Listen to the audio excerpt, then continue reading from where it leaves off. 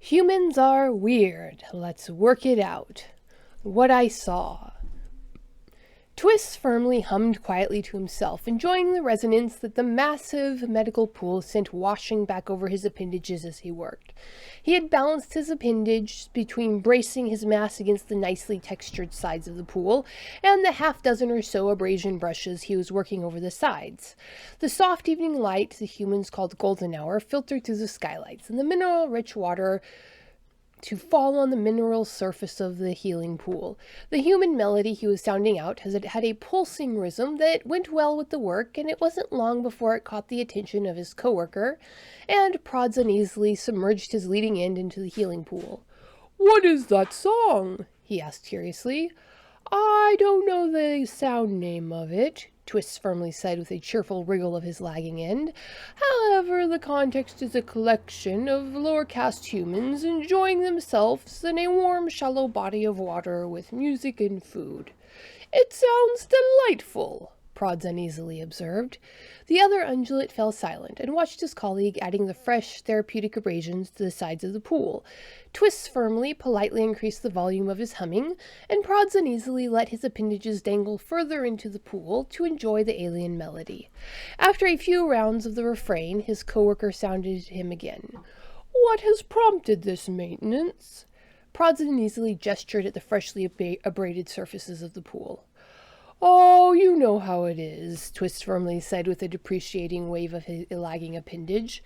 "It's been so long since the last time a human had a session, and they have such poor traction on these artificial surfaces.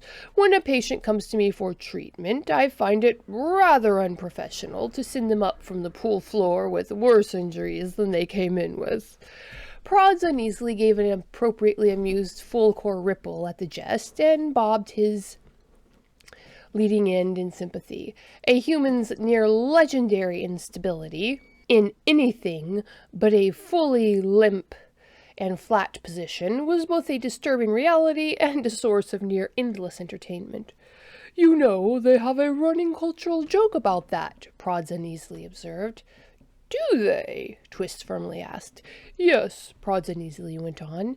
"It involves the outer membrane of a domestic mutant being left on the floor, and a human approaching it in a state of near pure internal focus. The assumption is that the human will step on the membrane, and then proceed to entertain their fellows with a display of regaining their standard balance.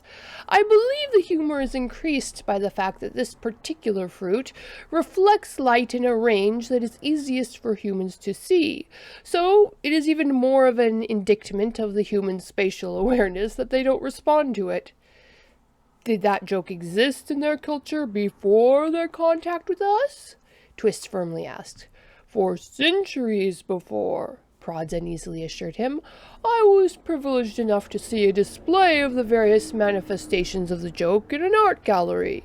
Most two-dimensional presentations, but one of the local art students had carved a representation of the joke out of the soapstone." "How thoughtful of them. Take my abraders, will you?" Twist firmly requested. Prods uneasily reached out for them and helped him out of the pool. "So, why are you doing this now?" Prods uneasily asked again. "Human friend Freddy will be coming in for a muscular strain session this evening," Twist firmly said. Prods uneasily shifted his bracing appendages in confusion. "I did not feel human friend Freddy on the patient list," Prods uneasily said as he hefted his share of the brushes and started moving towards the storage cupboard. "That is because human friend Freddy has not made an appointment," Twist firmly said. "Friend Twist firmly," Prods uneasily began. "You know I do not approve of Shatar-style ambush medical sessions." Twist firmly positively writhed with amusement.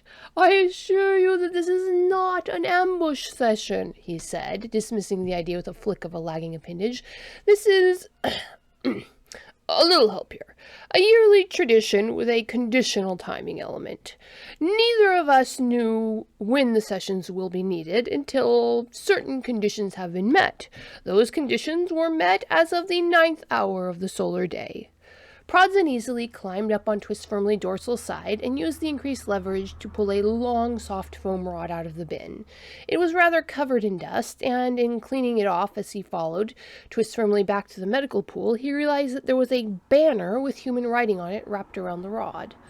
"What are the conditions?" Prods uneasily asked. "Human friend Freddy goes out with the internal combustion-powered crystal saw for the first time in the spring to begin clearing the walking paths of the winter's fallen growth, and spends more than an hour using it," Twist firmly said. "Now, human friend Freddy is just coming in, and will leave the saw in the external shed for human friend Gregory to perform basic maintenance on.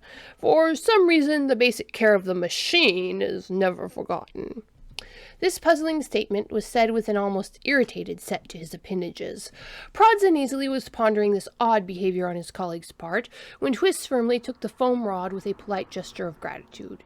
"You sound," Twist firmly said, "because the humans do no or very little saw work over the winter storm season, their trained muscle fibers lose strength and flexibility. Now, a human should carefully ease back into using the wire saws gradually, a few hours a day at most, until they have rebuilt their muscle density. But human friend Freddy really likes using the saw," Prods uneasily observed, beginning to sound the depths. "Human friend Freddy really likes using the saw, and considers it mandatory mental health self-care," Twist firmly stated. "Not one spring has sounded human friend Freddy expressing proper caution and self-control in this manner. There is no reason to suspect that this year will be any different. So we have agreed that I will prepare the proper medical social reaction to counteract the damage she has done to her muscles. Then I will give her a gentle reminder to attend." There was a series of vibrations that indicated a human arriving at the secondary door, and this drew Twist firmly's attention away from their conversation. "Please begin warming the pool to the maximum human settings," Twist firmly requested. The ungulate dropped down to the floor, and carrying the foam rod over his central mass, he shuffled quickly across the floor to the door and out into the hallway, where he positioned himself in the center of the walkway. He lifted a good third of his mass up off the ground, bracing the rest of his appendages firmly on the floor, and held the rod in his gripping appendages high above the ground. Prods uneasily observed all this with fascination. Just then, the human in question came around the corner, and Twist firmly began flailing the rod wildly around. It was just long enough that despite Twist firmly's complete inability to aim the blows, it was quite impossible for any human to pass by without receiving a stout blow to the shins. This is in fact what happened, as oblivious to the flailing ungulate as the air pieces had been to the fruit membranes.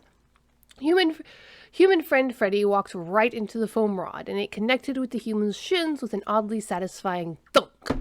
This brought a silence that made Prods uneasily realize that human friend Freddy had been humming the same melody that Twist firmly had been humming at the beginning of the work session. Human friend Freddy glanced down in surprise. The human's face was coated in sweat and crystal dust, and even bore some minor outer membrane abrasions. But the human's color surged with fiber-long pleasure, even if it was coated with fatigue. "Yo, Twizzler!" the human greeted her friend. "Our yearly spine realignment session? Right. You get the hot tub ready and prepare to yoink my bones around a bit. I'll just..." To Prods uneasily's shock, Twist firmly began flailing the rod again, and the human danced backwards, bursting out with a laugh. All right, lay off with the stupid stick, Twizzler," human friend Freddy said, waving her hand to dismiss the assault. "I'm headed for the shower in your office now. No detours where I might fall asleep. No excuses." The human turned and entered the office, reached out to pat Prods uneasily in greeting, without breaking pace, and disappeared into the cleansing rooms. Twist firmly was shuffling back towards the medical pool with a distinctly satisfied set to his appendages, the foam rod trailing behind him. Prods uneasily noticed the words more carefully now. "Get in the tub, human friend idiot," was written in large print on the banner. "Twist firmly," Prods uneasily began, taking care not to sound accusatory. "Is this strictly professional behavior?" "Perhaps not," Twist firmly admitted. But I'll be stuck in coral before I spend another week watching some idiot human hobble around like they were half frozen because they failed to do basic maintenance on their muscle fibers again. Besides, Twist firmly said, dropping the foam rod and climbing into the pool to wait for his patient, I've yet to meet a human who didn't find getting thwacked with a foam rod amusing. Humans are weird, let's work it out. Available on Indiegogo for the month of October 2022. Monty Python meets Star Trek in this third book of human absurdity. This book joins its two siblings in a trilogy of human madness. You can find the first two books, author-signed first editions, at Indiegogo with book 3, or you can go on Amazon, Barnes & Noble, wherever books are available to get your copies of the first two books.